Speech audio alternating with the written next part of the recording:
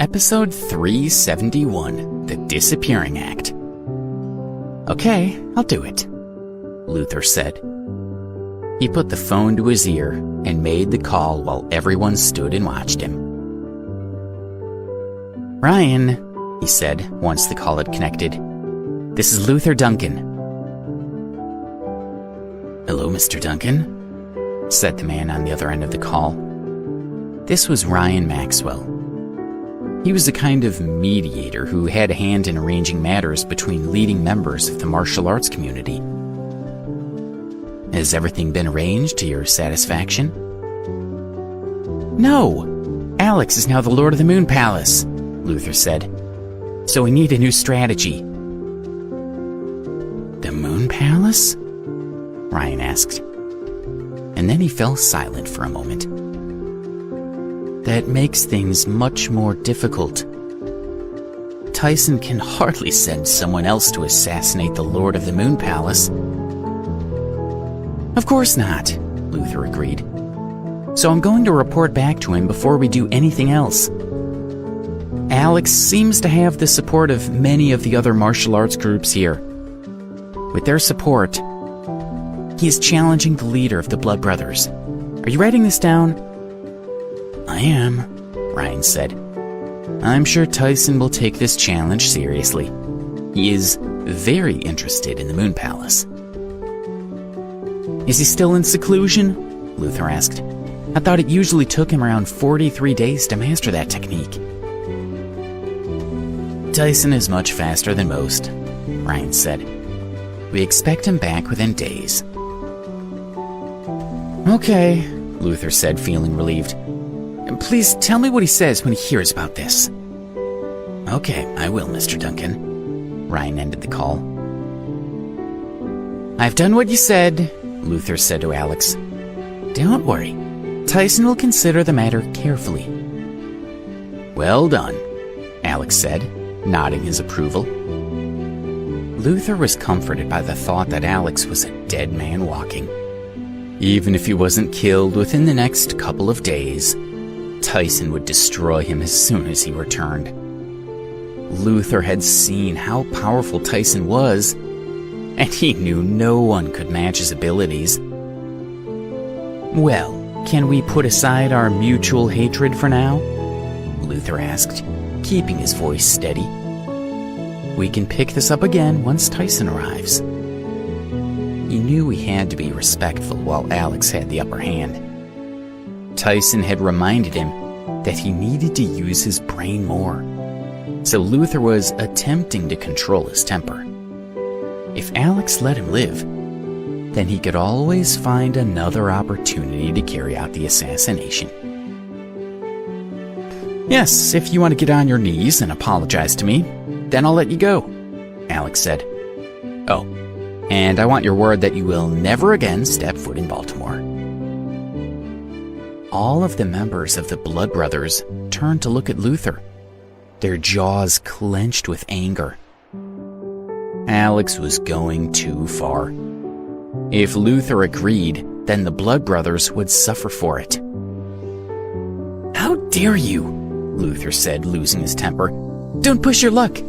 Go to any city and ask about me, and they'll tell you I'm not someone you should mess with.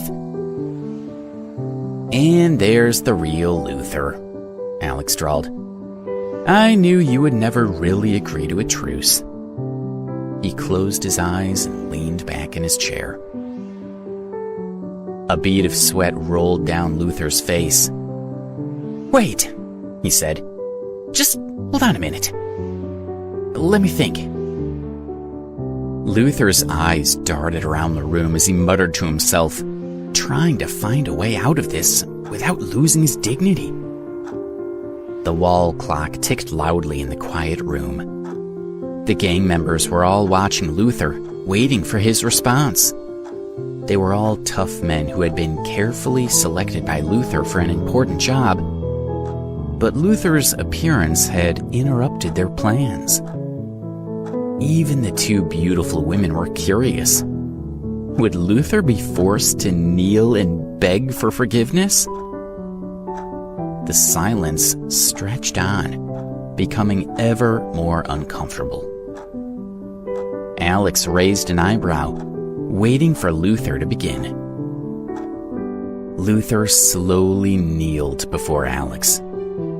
His eyes stared blankly into space, and his face was devoid of expression, as though he were distancing himself from what he was doing. Alex watched him, totally in control of the situation. "Get on with it before I fall asleep," Alex said. "It's a small price to pay for staying alive. Of course, your gang doesn't value life much, does it?" Luther remained quiet, refusing to react to Alex taunting him. All of his men were stunned, and the two women laughed. When Luther had finished begging, everyone began to relax. But then Luther burst into action, leaping to his feet and kicking out, sending one of the women crashing into the wall. She dropped to the floor, clutching her chest and grimacing with pain. She struggled to get up for a moment, and then she simply lay still. A gunshot rang out, and the other woman dropped to the floor. Luther roared loudly, startling his men into action. They picked up their guns and began to fire, spraying bullets at the chair where Alex was sitting. Smoke filled the room as the gang members shot wildly, sure that they had killed Alex. But when they stopped firing and looked closer, all they saw was a broken chair on the floor. There was no sign of Alex. They spun around, their eyes searching the room, but there was no trace of him. "He can't be human," one of the gangsters said, making a gesture to ward off evil spirits. "How could he possibly have escaped?" Could Alex have moved faster than the eye could see? "Find him!" Luther ordered. "We must show him how powerful we are." He held up his gun and stalked around the room, trying to locate Alex. Alex had to die, and it couldn't be an easy death. Not after he had humiliated Luther. No. Alex needed to suffer.